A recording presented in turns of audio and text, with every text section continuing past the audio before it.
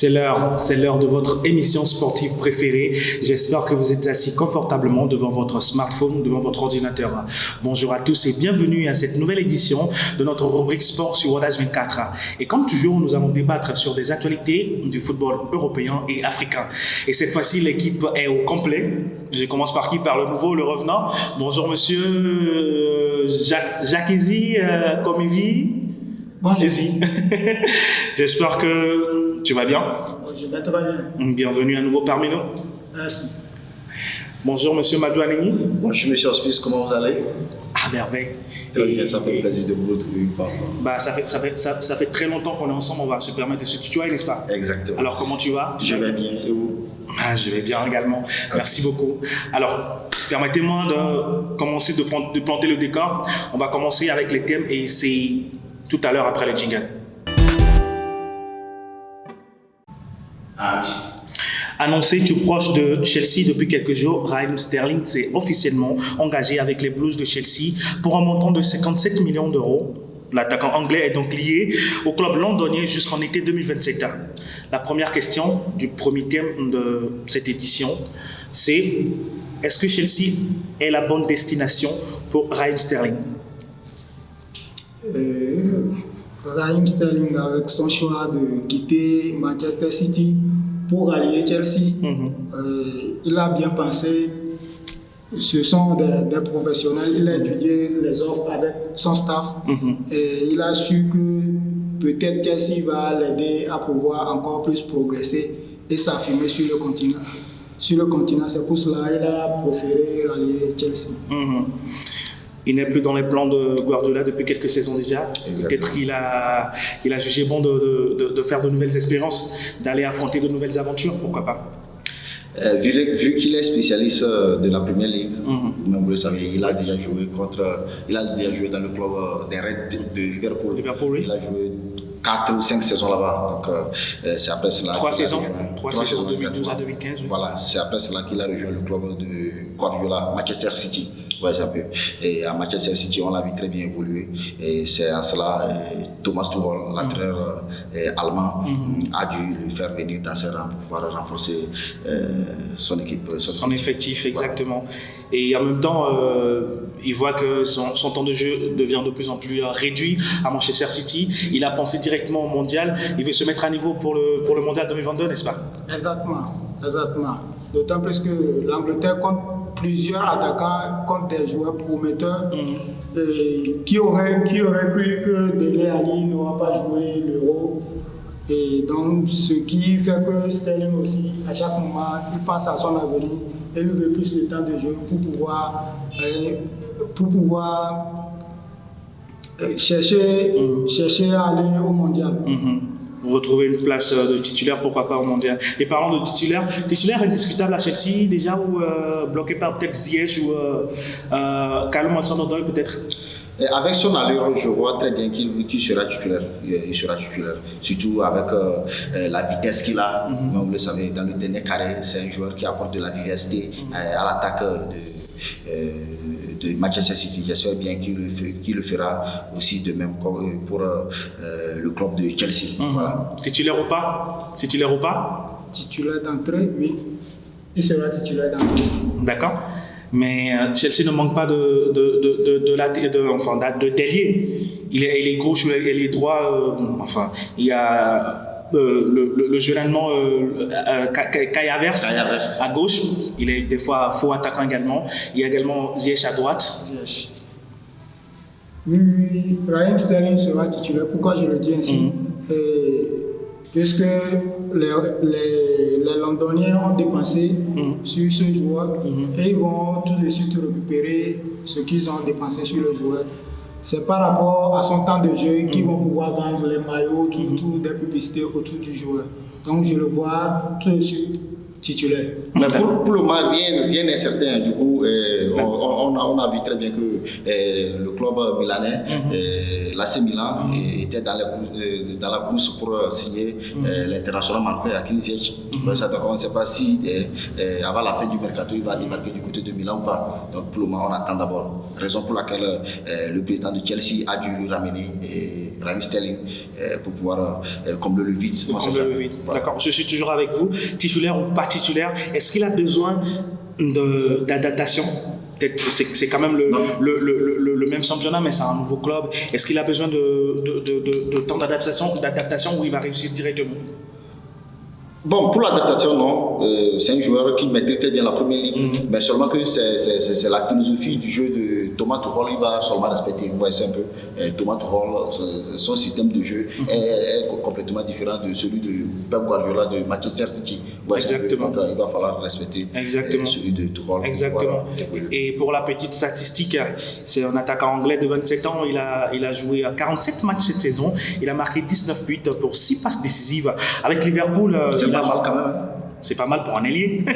Avec Liverpool, il a joué 95 matchs entre 2012 et 2015. Il a marqué 18 buts. Avec Manchester City, il a éclaté. Il a joué 337 matchs pour 132 buts entre 2015 et 2022. La statistique de Sterling, c'est plutôt positif ou C'est plutôt positif. Le temps que le joueur évolue, il essaie d'améliorer son statistique. Et je vois que c'est exactement. Surtout au niveau de la finition. À Liverpool, il était pas un très grand finisseur, mais avec Guardiola, il a progressé, il a beaucoup plus progressé. Combien? Mais à noter, il a remporté 4 titres de Première Ligue et une FA Cup. Exactement. Voilà. Exactement. Déjà, c'est un atout pour lui de pouvoir rester dans le 11 de départ de Thomas Tuchel. D'accord. Pronostic combien de buts cette saison pour Sterling? Bon, s'il est titulaire, au moins 20 buts. 20 buts, oui. D'accord, pour un ailier, c'est pas mal. Combien de buts? Au moins 15 buts. 15 buts, d'accord. Moi, j'en donne 10. Et c'est ça qui clôt ce thème. Et on se retrouve tout à l'heure après le jingle. Kessié, Christensen, Rafinha, Dembélé, jusque-là, tout va bien pour Xavi. L'entraîneur espagnol voit son équipe se renforcer peu à peu et avec un peu de sacrifice. Le club pourrait s'offrir l'arrivée de plusieurs autres défenseurs et Lewandowski, pourquoi pas. Est-ce le meilleur mercato pour le Barça pour ces 5 dernières saisons? C'est pas le meilleur mercato du FC Barcelone, mais plutôt, comme nous le savons, le FC Barcelone est en reconstruction. Ouais, on a vu cette équipe du FC Barcelone depuis des décennies, toujours dans le top 5 des grands clubs d'Europe. Ouais, mais ces dernières années, on les voit régresser complètement. Donc, raison pour laquelle le président du FC Barcelone Laporta a dû faire venir Franck Kessié de l'AC Milan et Pierre-Emerick Aubameyang, l'international gabonais aussi. d'Arsenal. Et Christensen, que vous venez de Chelsea. tout de suite. Voilà. Donc, à mon avis, le Barça essaie de retrouver son meilleur niveau. Très bien. Donc, ce n'est pas du tout le meilleur recrutement. Non. D'accord. Sur les ailes, Rafinha, Dembélé, Abdé, Trincao qui est déjà parti au niveau de Benfica, mais il y a toujours Ansu Fati, Collado et même Memphis Depay et Ferran Torres. Ça fait 6 ou 7 ailiers. Même Aubameyang peut évoluer. Exactement. Finalement, c'est une bonne nouvelle d'avoir trop d'ailiers ou c'est une pléthore. Une bonne nouvelle. Je ne trouve pas que c'est une bonne nouvelle parce que le temps de jeu aussi va compter. Et le Barça va devoir sacrifier quelques joueurs pour pouvoir bien évoluer en championnat. Et ce qui fera mal aux joueurs qui vont perdre leur place aussi en sélection. Exactement. Mais plutôt une bonne nouvelle de mon côté. Du coup, comme nous-mêmes le savons, les entraîneurs espagnols, ceux qui s'occupent des clubs espagnols, aiment souvent former 2 équipes. C'est-à-dire une équipe qui va jouer la Ligue des Champions et une équipe qui va jouer... La saison est longue. Voilà. Donc, il y a la Ligue des Champions, le championnat, la Coupe du Roi. Voilà. Donc c'est plutôt une bonne nouvelle. Une bonne nouvelle pour l'FC Barcelone. D'accord. Il y a quelques mois, on dit que le Barça est endetté de plus de 1 milliard d'euros, mais finalement, ils sortent quasiment 63 millions sur Rafinha. Même Lewandowski, il sera pas moins de 50 millions d'euros. Il y a d'autres joueurs qui vont arriver comme Marcos Alonso, César Azpilicueta. Finalement, le Barça sort de l'argent où finalement? Bon, et avec l'arrivée du nouveau président, Laporta, ouais. Je peux dire l'ancien président parce qu'il avait présidé exactement, oui. Des décennies. Ouais, entre 2004 et 2009, 2010. Voilà, et il a laissé pour Bartomeu. Donc, son arrivée aussi a quand même motivé le club barcelonais de pouvoir trouver des sous. Bon, je ne sais pas où les trucs quand même, mais bon, entre guillemets. Donc, c'est ça. Sinon, le Barça, c'est un grand produit. Il y a des investisseurs derrière. Alors, il ne faut pas oublier que le fair play financier aussi joue. Exactement. Puisqu'il y a toujours le grand Javier Tebas qui est toujours dans notre... Le président de la Liga. Exactement, oui. Alors, finalement, cette saison sera encore une saison de transition où finalement le Barça va retrouver à 90%, 95% son niveau habituel. Le Barça, peu à peu, depuis la saison passée, vers la fin de saison, le Barça retrouve un peu son niveau. Et on espère tous que cette saison, le Barça va produire quelque chose de plus potable que la saison passée. Donc, je ne dirais pas que le Barça est toujours en transition, mais le Barça, cette année, va jouer le titre. Le titre? La Ligue des Champions également? La Ligue des Champions. S'il le faut. Bon, pour la Ligue des Champions, moi j'attends la saison finir d'abord. J'attends la saison finir avant de voir leur performance pour pouvoir juger. Je ne vais pas le juger tout de suite. Et en championnat? Voilà. Bon, en championnat, je les vois se loger dans le top 4 quand même. Pas le top 2? Non, le top 4. D'accord. Mais quelle équipe peut rivaliser encore le Barça si ce n'est le Real? Mais vous oubliez l'Atlético Madrid, vous oubliez l'FC Séville. Vous oubliez le FC Barcelone? Alors, Rafinha, il débarque au Barça, c'est fait. Est-ce qu'il peut réussir au Barça? L'ancien de Leeds. Oui, l'attaquant de Leeds. Est-ce qu'il peut réussir au Barça? Avoir son jeu. Du coup, je peux dire Rafinha peut réussir au Barça parce que c'est un Brésilien, il est technique, il joue des petits. Un dribbleur. Il est un dribbleur fin, il peut réussir au Barça parce que le Barça c'est un jeu. Il joue des jeux de transition, des petites passes. Il peut réussir facilement au Barça.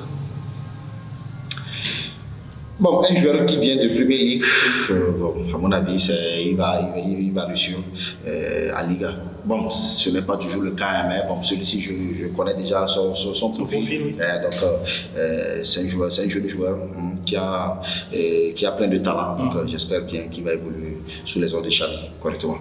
Il va évoluer correctement sous les ordres de Xavi, on attend de voir.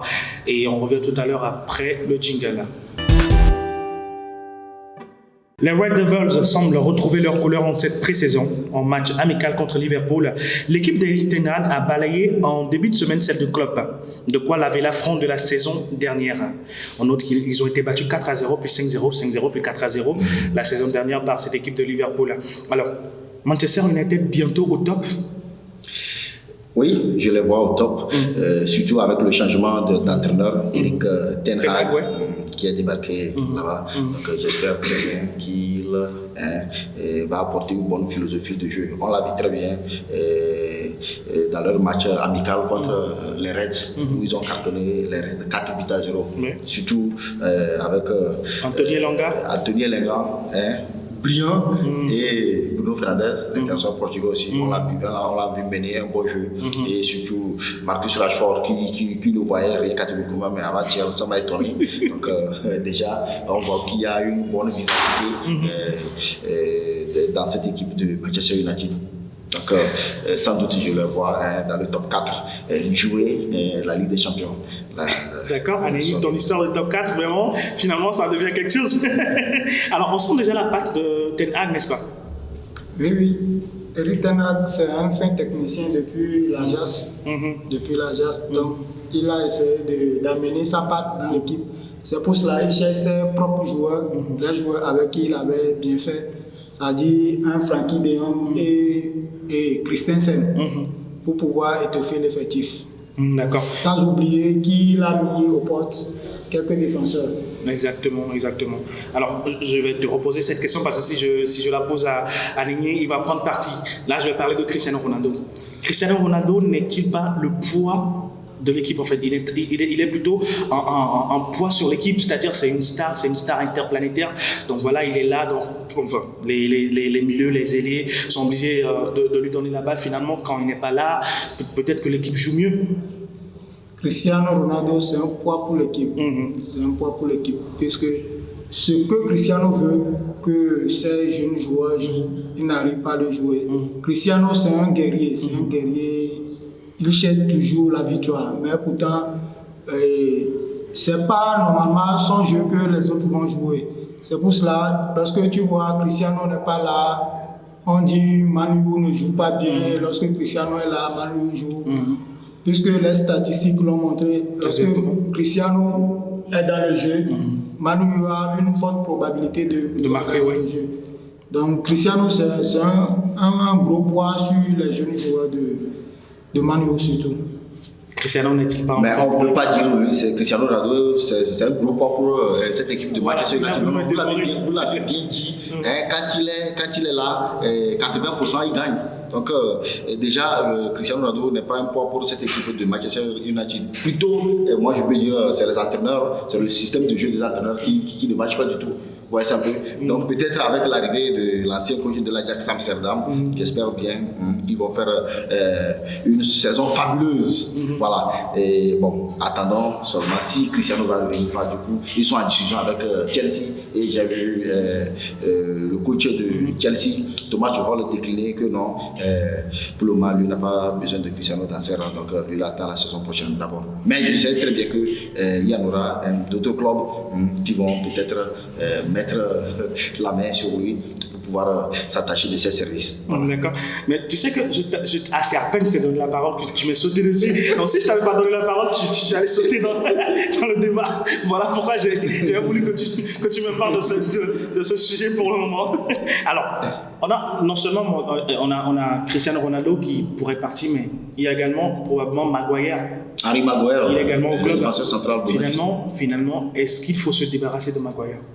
Bon, pour le moment, je ne vois pas Harry Maguire partir. Du coup, en conférence de presse, Erik ten Hag a bien dit et il a bien précisé aussi que Harry Maguire il va demeurer toujours capitaine de Manchester United. Donc déjà, avec ces propos-là, on ne voit pas le défenseur central de Manchester United partir pour le moment. Maguire, in ou out? Pour le moment, comme mon confrère vient de le dire, Maguire demeure toujours le capitaine. Il ne partira pas pour le moment. Pour le moment, d'accord, peut-être dans 3 ou 4 jours, le coach pourrait changer d'avis. C'est ça. En fait, moi, je ne le vois pas partir catégoriquement quand même. D'accord. Cette saison. D'accord. De toutes les façons, on est dans le wait and see. On revient tout de suite après le jingle. Créé au début de la Seconde Guerre mondiale, le tout-puissant Mazembe est l'un des clubs les plus emblématiques du continent africain. Il reste également l'un des clubs professionnels les plus riches du continent. Alors, la question sur ce club, est-ce que le TP Mazembe est le meilleur club de l'histoire de l'Afrique subsaharienne? Exactement, le tout-puissant Mazembe de Lubumbashi est le meilleur club de l'Afrique subsaharienne. Ouais, c'est un peu. Quand je parle, quand je le dis, ils sont meilleurs, c'est parce que je regarde leur palmarès. Ils ont été une fois en finale de la Coupe du Monde des clubs. 2010 contre l'Inter de José Mourinho, de Schneider. Ils étaient sortis malheureux. Exactement. Voilà. Donc déjà avec ça et surtout avec les titres qu'ils ont remportés au fil des saisons, ils sont toujours au top dans l'Afrique subsaharienne. Parlant de titres, ils ont remporté 5 fois la Ligue des champions africaine en 67, 68, 69, 2010 et 2015, 3 Super Coupes 2016, 2017, 2 Coupes de la Confédération 2016, 2017 et Voilà, on les appelle les corbeaux. Le stade, c'est le stade du TP Mazembe, 18 500 places. Le propriétaire, c'est Moïse Katumbi, un homme politique très puissant du côté du Congo. Il détient 60% des droits du club. Et le meilleur buteur, c'est Trésor Mputu Mavi. Ouais. Alors, finalement, c'est un club qui est immensement riche. Alors, est-ce que le budget du club ne pèse pas plutôt sur les autres clubs? C'est-à-dire c'est un club qui est libre de recruter. C'est comme le PSG en France, quoi. Oui, c'est un club immensement riche. Je ne pense pas qu'il y a le fair play financier en Afrique. S'il y avait le fair play financier en Afrique, le tout-puissant n'allait pas trop dépenser comme ça. Puisque les joueurs du tout-puissant Mazembe n'aiment même pas aller en Europe parce qu'ils se plaisent là-bas. Exactement. Ils n'aiment pas aller en Europe. Voir le cas du Trésor Mabi. Exactement, on va en revenir. Ligue 1, TP Mazembe, Ligue 1, c'est comme le Paris Saint-Germain de la Ligue 1. Exactement, c'est comme le Paris Saint-Germain. À chaque année, ils essaient de ramener les meilleurs joueurs d'Afrique dans leur championnat. On avait vu un certain Sylvain Bourreau. Il a marqué la CAN 2000. Il a joué la CAN 2021. Il a marqué la récente CAN suite à des problèmes. Voilà. Exactement, oui. C'est ce que je disais. D'accord, allez-y, oui. Donc, sans doute, c'est le meilleur club subsaharien. D'accord. On va revenir sur l'affaire de Trésor Mputu. Et il gagnait en 2009 $520 000 par mois. C'est presque le salaire d'un joueur en Europe. Oui. Et justement, le club ne l'a jamais laissé partir en Europe. Bon, il est parti après en Angola et tout ça, mais il n'a jamais joué en Europe. Est-ce que le club a fait une erreur ou une faute professionnelle de ne pas le laisser jouer un peu en Europe? Le club a fait une erreur, non, je ne pense pas. Aucun club ne laisse jamais partir son meilleur joueur. Et si le joueur me met à l'aise dans le club, pourquoi aller voir ailleurs? Le joueur est à l'aise là-bas. Tout-puissant Mazembe essaie d'amasser des bons joueurs africains. Et on peut voir dans leur effectif actuellement Renfort Kalaba. Exactement, le Zambien. Je l'adore. Qui est actuellement leur capitaine. Exactement. Et pour la petite histoire, il y a un Togolais qui vient de signer là-bas. Ça fait de cela 3 jours. Et notre latéral droit, Ate Youssouf, qui a quitté le Ghana pour signer au tout-puissant Mazembe. D'accord. Alors, le TP Mazembe, le budget du club, le niveau du club, on peut finalement comparer ce club à un club de Ligue 1 ou de Ligue 2, par exemple, n'est-ce pas? Pour le moment, comparer ce club à un club maghrébin. D'accord. Oui, les Al-Ali, c'est-à-dire les clubs égyptiens et tunisiens. Voilà. Il a parlé du budget du club. Budget du club, c'est-à-dire le niveau, même sportivement. Sinon, le budget du club, son budget dépasse clairement certains clubs de Ligue 1 ou de Ligue 2. Justement, parlant de Ligue 2, cette équipe peut disputer un match contre un club de Ligue 2, un match réel contre une équipe de Ligue 2, peut-être Le Mans ou je ne sais pas, Châteauroux. Ils peuvent écraser ces équipes, n'est-ce pas? Ils peuvent même jouer un match contre un club de Ligue 1 quand même. Et gagner. Là-bas, il n'y a pas de... Parce qu'ils ont de bons joueurs. Et nos bons joueurs africains, c'est eux qui jouent la Ligue 1, la Ligue 2. Exactement, oui. Même Sylvain Bogo, les Rainsford Kalaba. Justement, il y avait un joueur, une étoile. D'accord? Il s'appelait Jackson Muleka, je ne sais pas si vous le connaissez. Jackson Muleka, il était parti au niveau d'Anderlecht ou un club de Belgique. Finalement, on ne le voit plus. Donc, finalement, on peut dire que tous les joueurs qui quittent le TP Mazembe, déjà, ils brillaient en Afrique, sur le continent, mais dès qu'ils passent par le TP Mazembe, ils brillent, bien sûr, mais dès qu'ils passent le cap du TP Mazembe, dès qu'ils arrivent en Europe, on les voit plus. Du coup, parce qu'ils perdent, ils passent un bon temps là-bas. Ouais, c'est un peu d'autres formes, plus de 7 à 6 saisons là-bas. Donc, déjà après avoir dépensé l'effort là-bas, donc quand ils arrivent en Europe, donc, ils ne se retrouvent même plus. D'accord, mais Jason Muleka dont je vous parle, il avait 21 ans avant de partir du côté de la Belgique. C'était en 2020, 2021. Exactement. Mais vous savez, il y a certains joueurs là, l'âge compte et d'autres non. Ouais, ça, donc, sur ça, c'est l'état physique, nous allons regarder. S'il est apte et donc, bon. Donc, vous ne croyez pas aux 21 ans de Jackson Muleka?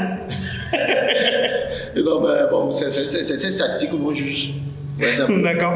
Le joueur le plus capé de TP Mazembe, Robert Kidiaba, plus de 600 matchs avec le club. 681 matchs. 681 matchs, exactement. Moi, je l'ai connu en 2009, déjà en Chan 2009 et en Coupe d'Afrique 2010, avec sa danse, la danse de... C'était une danse... Danser sur les fesses. Exactement.